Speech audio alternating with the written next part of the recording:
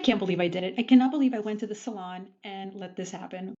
I'm going in for a hair consultation to potentially break up the white. Very white in the front and very dark in the back. And truth is, when I have my hair back like this and I'm not wearing makeup and it's frizzy, I don't feel great. I'm thinking I just want to break up a little bit here. If I could go to the salon 3, 4 times a year, I'd be okay with it. Because remember, I was going like 15, 16 times a year. So let's go see what they say. This woman is not just a regular stylist. She specializes in gray hair blending. Somebody at a yoga salon, I heard them over talking about them doing like a gray type coloring. And I was like, hold on, I need to know. And this woman happens to be in my town. So I'm going in for a consult. I'm freaked out because this has been a year and a half of growing out my hair. And I think I'm almost there. In the first 7, 8 months of the 1.5 year grow out, I did do 3 gray blendings to get here because my hair was very light brown, reddish, blondish, and really I'm dark. All right. I'm going for my hair consult. The last time I did my gray hair blending, I literally went on the internet and said, I'm free and I'm never going to have to dye my hair at a salon again. What's wrong with me?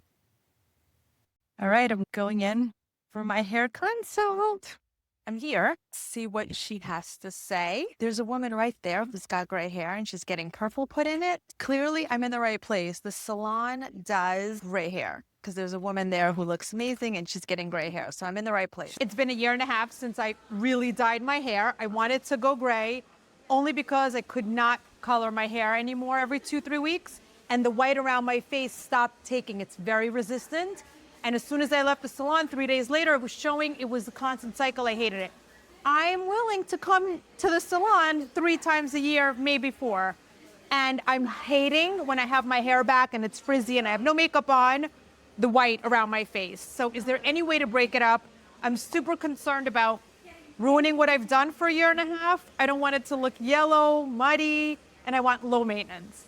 So let's address the not wanting to ruin what you've grown in already. I totally understand that. And I think that because of that, we should do a test strand today. So what I'm going to do is off of your hairline, we're going to give you a subtle little moment where you can see the color that I'm thinking for you and see if you actually like it. And if it is something you want to start doing. Because if not, I totally don't want you to feel like you've put all this time and effort in and now it's gone. So again, that's why we're not going to put your test strand right on your hairline here because then you're stuck with it. In the back, we can kind of hide it a little bit. Secondly, you really don't want it to fade warm or yellow or brown or anything like that. So we are going with black. And what we're also going to mix is a 5 volume. We're not going to expose our underlying pigment. We are just depositing a permanent tone. And for maintenance-wise, what we're going to do, instead of putting a chunk in, we're going to do a very nice fine weave. And that way it should grow in super soft. All right? I'm petrified, but I'm trusting you. Let's do it.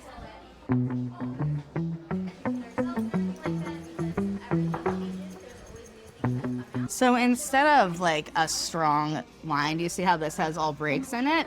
So this is going to grow in softer even when we put it everywhere because you're going to have your natural white hair right next to the color that we're putting in. So it's not going to actually look like it's highlighted. It's just going to look a little bit. When she was doing this test strand, I was having a mini panic attack on the inside. If you've ever grown out your hair, you know the fear of I am never going back. And I really was worried. Also, I spent so much time and money with my 3 gray blendings. I felt kind of guilty being in the chair again. Anyway, let's see. I love gray hair. I love making it look like I didn't do it. So she put in a black strip somewhere to match the pepper in my salt and pepper. Okay, here it is. Here it is. I see it.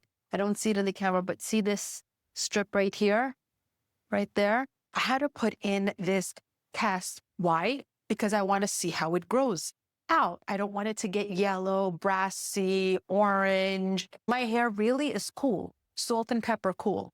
You see this brownish, orangish, yellowish? That is from my former dye. That's how that fades. I don't want that. So what we agreed was I put in this test strip. I'm going to watch it and we're going to see how that's going to fade over time. And if it doesn't fade with this orange yellowy, I may just put in a few dark spots to break up around my hair.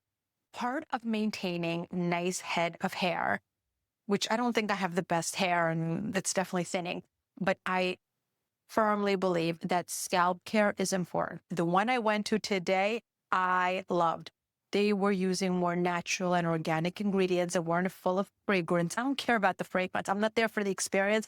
I'm there for health and nourishment of my hair so that my hair can look and feel and grow out healthy. So she did a detox scrub where all the buildup and all the dead flaky skin comes off, and then a hair moisturizing treatment. And I sat under this steam machine that opens up the cuticles of the hair so that the hair can absorb the moisturizing ingredients that she was putting on my scalp and my hair. And I love that. The other thing I do is, where is it? I use my eye restore. I did invest. This was a shit ton of money, but I believe in red light therapy. When I sit here in my office, I'll put this on.